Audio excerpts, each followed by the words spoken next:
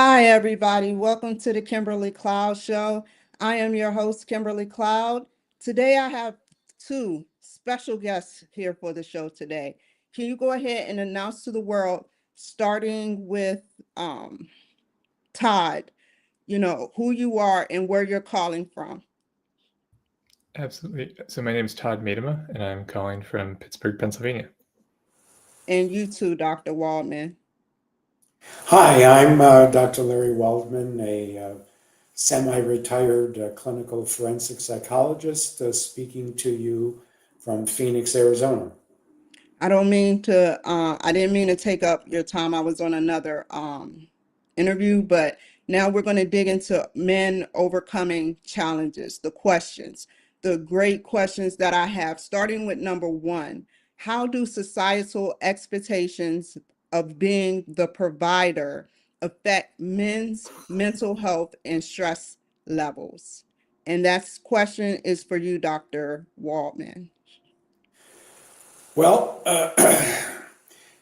financial stress is one of the major ones befalling us all. It's certainly one of the major reasons that marriages are under a lot of duress. The old adage, money, sex, in-laws, kids, those pretty much seal the deal, if you will. So trying to earn a living, a decent one, is challenging, and many men struggle with that. Now, it's changed of late, of course, because in the last couple of decades, the wife now is also part of the equation, where she is earning a living as well. But working that out again creates other issues, like who picks up the kids and who's responsible for what, and things of that nature. My wife taught fourth grade for 30 years, while I ran a practice for 45 years, and so on. But there's a lot of planning that has to go into it. And early on, of course, it was challenging until I got my practice moving. In fact, one very quick story, and then I'll hand it off. Early on, when I started my practice, we had our first son. I now have two. He was about maybe 2 or so. And I came home right around dinner time, and he was in his high chair, and my wife was in the other room. And I walked in and I said, "Hey, bud." And he turns around and says, "Daddy, any new referrals?" Because he had obviously heard his mother ask that question every time I came home. He figured that's the new greeting, so it was interesting. Fortunately, it got much better than that after a while. Very intelligent 2-year-old. Yes. And how about you, Todd? Yeah, it's always funny how kids have just this way of picking up on things that we don't notice because it's just part of our lives. For me, I actually had to confront this pretty directly last year. I had been working at Tesla for 4 years, dream job, working on the Tesla Megapack battery to advance clean energy. And then Elon laid off a significant portion of the company. I was affected by that. Sorry to hear that. Thank you. It really made me kind of confront for the first time in my life of like, hey, there's all these expectations that you don't notice when you have a job, but the moment you lose that job, you're kind of like, who am I? It's even in these little details, like you go to a party and the first thing someone asks you is like, well, what do you do? And if you have a job, you're just like, whatever, this is my job. But the moment that you don't have an answer to that, it's just so uncomfortable. And it's so baked into all of these little interactions with kids, with friends. And so my partner is French, and we've had the good fortune to be able to visit her family in France a few times now. And one of the things I've come to appreciate about other cultures is they do things differently. And in France, at least, what you do for work is much less socially important. We've met people there. I've had multiple interactions with the same people, hours and hours and hours of talking to them, and I still don't know what they do for work. Whereas in the US, it's like the first thing you do is like, "Hi, I'm Joe. I do this." So I think there's almost an interesting opportunity for us as individuals to shift the culture a bit, and maybe don't ask someone what they do as like your first question. And how does this, Todd, affects a man's mental health and stress levels? I think it does play a lot into stress, because even if we aren't consciously aware of it, we're definitely unconsciously aware of it, of how we fight for our jobs, how we're afraid of losing them, and that puts us in a poverty mindset. If you're doing something because you're afraid of losing it, you're not going to make the best decision for yourself or for the world, compared to if you're doing it because you want to do it. Well said. And Dr. Waldman, in what ways do men struggle with expressing emotions due to stereotypes about masculinity? Well, that's been a very long issue. Uh, one of the books I wrote was "How Come I Love Him But Can't Live with Him," and people ask me, "Well, why did you take the women's perspective?" And I said very clearly, because 90% of my customers who would buy a book like this will be women. So women are much more in touch with their mental health than our men. It's just that way. When you're a little boy and you fall down and skin your knee and you start to cry, if you're a little boy, what do your parents say, particularly your dad? "Oh, come on, suck it up," and so forth. If you're a little girl, it's, "Oh, come here, sweetie," and so on. So it's a whole different thing. Men grow up really believing that you need to hide your emotions, and so what ends up happening is when we do emote, it's usually in the form of a tantrum or a yell or a shout or something of that nature. Unfortunately, most males are very reluctant to see a therapist, to engage in marital counseling, and so on.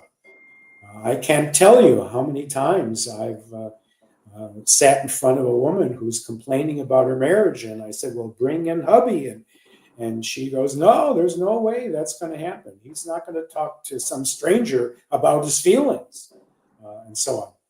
Now, sometimes we got around that by working with the wife and improving things, and finally he might come in saying, "Well, you must be okay because things have never been better." Well, that's because she's working, now it's your turn, and so on. But yeah, it's true. By and large, men have a difficult time effectively knowing and sharing their feelings. Well said. And how about you, Todd? In what ways do men struggle with expressing emotions due to stereotypes about masculinity? Yeah. So I've been doing therapy for over 10 years, and it's still hard. Um, I think to the doctor's point, there's just so much cultural reinforcement of like literally the phrase "man up" is like, you are a man, don't express emotion. And so we're just constantly being reinforced with this idea. But one of the things that I've learned in therapy that I am still working on, but try to remind myself, is that emotions actually make us more powerful, not less. These portrayals often are like, "Oh, you're expressing emotion, you're weak, don't do that." But especially in the modern world where we're like not under threat of a tiger eating us, the real profound threats to our life are actually social and emotional. Being laid off from your job, or like being divorced by your partner, or rejected by your social group. And these require emotional attunement. Not like, I wouldn't say emotional strength. Like, it's not about being big. It's about being vulnerable and paying attention to the other people. And so, yeah, I keep trying to remind myself that like that the modern strength, the modern power in this world comes from not like physical strength and stoicism, but from being vulnerable and connecting with people. Well said. I think personally, I'm not a man, but I think y'all go through a lot trying to mask the emotions that y'all hold. Y'all have to outburst and show them in a different perspective. And I was listening to everything y'all said. So number 3, how does workplace competition or pressure to succeed impacts men's self of identity? I'm gonna start with you, Dr. Waldman. Well, it's an interesting one. Again, as Todd mentioned, we put our work, our position as a major part of our identity. It is interesting, and it does kind of follow gender, because if you ask a man, just like Todd said, who are you? The person will usually say, well, I do this. If you ask many women, who are you?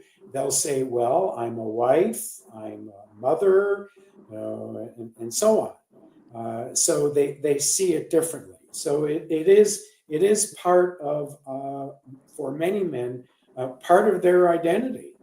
And as Todd mentioned, when let's say you have a failure in your job, or you get terminated or laid off or whatever, it's not just, oh gee, I don't have a job right now, I need to find another one. It's like, part of my identity is gone. I'm not as good a person as I was previously, even though there were extenuating circumstances that led to your dismissal. You take it as a personal affront. It's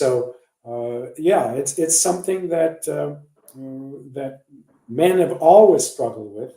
And let's face it, I mean, if we take it back all the way to the beginning, in the caveman days, remember, it was the cave woman who stayed in the cave with the kids and cooked whatever dinner, and it was the man who was out there, hunting and gathering and bringing it in. So that still stays with us. It's, I think, almost part of our DNA. Well said. And Todd, how does the workplace competition or pressure to succeed impacts men's sense of identity? Yeah, work is important to men for their identity. And I think we oftentimes maybe feel like the competition and the striving to succeed is almost a way to protect ourselves. It's like, if we push harder, then we're safer. If we get higher in our career ladder, if we have more money, if we're working these longer hours, we are safer. And that's true to an extent, but I think very often it turns into almost like a workaholic reflex of this like addiction to just a little bit more, to create a little bit more safety. I've met plenty of guys who have plenty of money, they earn tons of money, and yet they're still working harder, they're still burning themselves out, instead of being with their family or friends or doing things that recharge and refill them. And to me, when I see these behaviors where it's like you're pushing yourself to the detriment of your own health, when it's like factually not necessary. If you have $1 million in your bank account, it's really not necessary to be like grinding yourself into dust to earn another million. And so that to me speaks of these poverty, these addiction behaviors that are really enforced by our ideas about what a man should be, that they should sacrifice themselves to create a impossible bulwark of safety, when in reality so much in the world is beyond our control, and you really cannot create on your own a infinitely safe, indestructible wall around you and your family. There's almost this like vulnerability, this letting go, this accepting that no matter how hard I work, I could be laid off, I could lose my job. And I trust in myself, I trust in my family and friends and support network that even if that happens, I will be okay. Okay. I think y'all have it the worst because y'all have to collide with different personalities, in the workplace competition. So I get what y'all saying. So number 4, and this question is going to start off with Todd. What challenges do men face when trying to balance family responsibilities with career demands? It's real. And I think women face this too, especially now that women are participating more in the workforce. Obviously, there's, the cultural background for each gender. But Yeah. I was actually just talking about this with my partner, this idea that pretty much up until our generation, there was a pretty standard script of how things would go. Man goes out to hunt, woman takes care of the family. But in the past few decades, we've come to realize that it doesn't have to be that way, which is fantastic, because there are plenty of women out there who want to, work hard, have an amazing career. There are plenty of guys out there who want to stay home and take care of their kids, but there's not a clear script. And so each couple is figuring this out on their own, and it's scary. Yeah. Okay. And how about you, Dr. Waldman? Well, well said. I think it's important that we recognize where a lot of this comes from, of course, and that is, kids learn the first 5, 6, 7, 8 years of their lives from their 2 major teachers, their mom and their dad. And as far as they're concerned, that's it. It's not like they're looking up on Yelp or I used to say the encyclopedia. Now they don't do that anymore. But trying to find out what's real. They just believe what they see. You see, and so a lot of this it flows downhill, if you will. And so if the little boy sees his dad going to work, coming home, and then sitting on a lounge chair, have a beer while mom is cooking dinner and taking care of the kids and so forth, as far as he's concerned, that's the way it's supposed to be, and so on. Whereas the little girl, of course, looks at that, and as far as she's concerned, that's what she expects too, and so on. And so we have to understand that as parents we're teaching them many times without directly instructing them, but just by our actions. But of course, what we do want is a balance. That yes, you've got a job to do, of course, and you've got to support the family, but at the same time, you need to interact with them. It's a good thing for dads, to put their kids to bed, to spend time with them, and very importantly, to show your kids that you respect and appreciate and care for your partner. Because here again, what do these kids learn about as far as marriage is concerned? Everything that you're doing that first decade or so of that child's life is being imprinted in that child. They don't know any better. They don't know what's good or bad, right or wrong. All they know is this is it.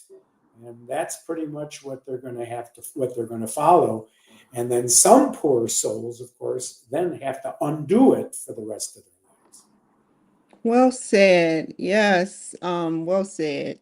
So, Todd, tell me, how do issues around body image and physical appearance affects a man's self-esteem?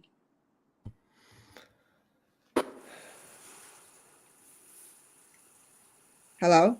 Yeah, thinking. Oh, okay. Sorry. Yeah. Sometimes I do this. My partner laughs at me, is like, "Hello." Yeah. I think the idea of women's body image has been pretty well talked about in the media, of how toxic that has been. Uh, and we are starting to have some conversations about men's body image as well.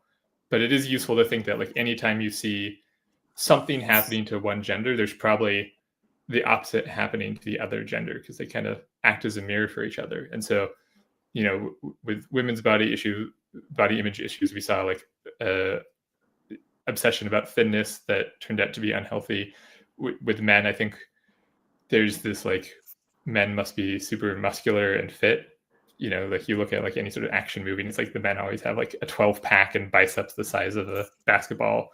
And it's like, that's frankly unrealistic. And anytime we have those unrealistic expectations for ourselves or for other people, be it physical or emotional or mental or job wise, those unrealistic expectations push us to do behaviors that make us frankly unhealthy and unhappy.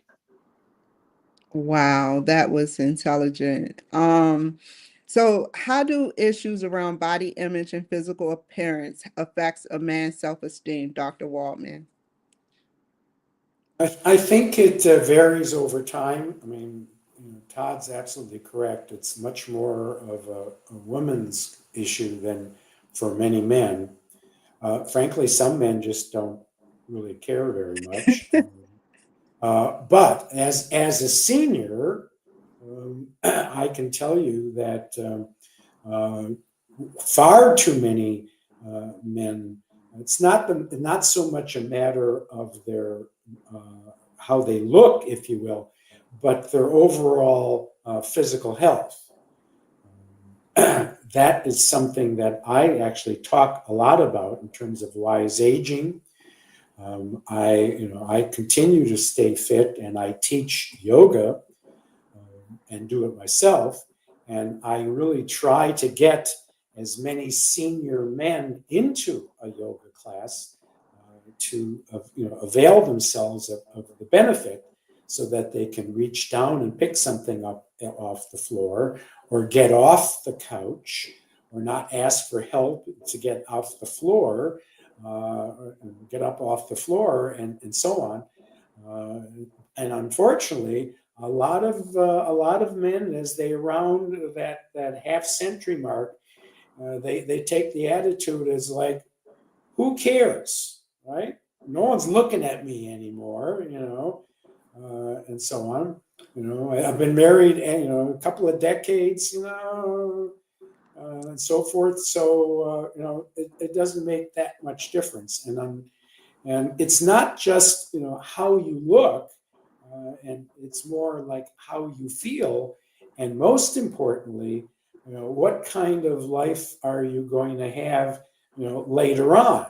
I mean, I want to take long bike rides with my grandchildren, and so forth. In fact, I just happened to have a sleepover with my grandson, who's 10, and we're talking about maybe biking along the Danube in another couple of years. And even though I'll be 79 here in about a month, Wow, congratulations. You live to I 79. intend to be able to continue to do that, and I Yeah. certainly can now. So yeah, it's something that I wish more men thought about, and that is staying healthy as you reach those golden years. Well said. Much respect. Todd, what barriers exist for men seeking mental health support or therapy? Yeah, I think in terms of societal structural barriers, we know that the U.S. is having uh, basically a mental health epidemic, and that access to therapists is pretty limited, which just makes it hard to find time on their calendar, which makes it more expensive. Mhm. And that obviously affects both women and men pretty equally. But I do think there are some unique challenges to men. Uh, Finding the right therapist to talk to, Mhm. one who can relate to you more, and also just that kind of core societal pressure of understanding that you should talk to someone about your emotions and that it's okay and not a sign of weakness. Uh, that is a big hurdle to overcome. And just I want to remind any man on the call that by being more in tune with your emotions, you will actually become a more powerful person, and you will have richer, more fulfilling, and happier relationships in your life. Okay, well said. And how about you, Dr. Waldman? Great question. If anything good came out of COVID, is that there has been a much more discussion about mental health. There's no question that, and I touched on this before, that men have shied away as a rule from that arena. And it's beginning to shift a little bit, maybe a lot. I'm especially thankful for this. I think Michael Thomas, the Olympic swimmer, he's gone on television and advertised, for men seeking mental health services. That's fabulous. He's the only one. And he says, I've suffered with depression, and I sought therapy, and it was helpful, and so on. So yes, I think the major block for most men regarding mental health is their own. Yes, because of COVID and the fact that there's been more attention paid to it, more therapists are busy. But if you find the right therapist over time, you should be able to get in there and get the help you need. Well said. I believe there's a stigma against men seeking mental health support or therapy only because men supposed to be the strong ones and the providers. So I understand exactly where y'all are coming from. So now, how can the people reach you, Todd? Yeah, so you can learn more about me and reach me at toddmedema.com, TODDMEDEMA.com. I have my contact information, my social media on there. Okay, and how about you, Dr. Waldman? My website is topphoenixpsychologist.com. You can also email me at LFW, that's my initials, at LarryWaldmanPhD.com. And my books are all on Amazon. Okay. There's actually 8 of them related to parenting, marriage,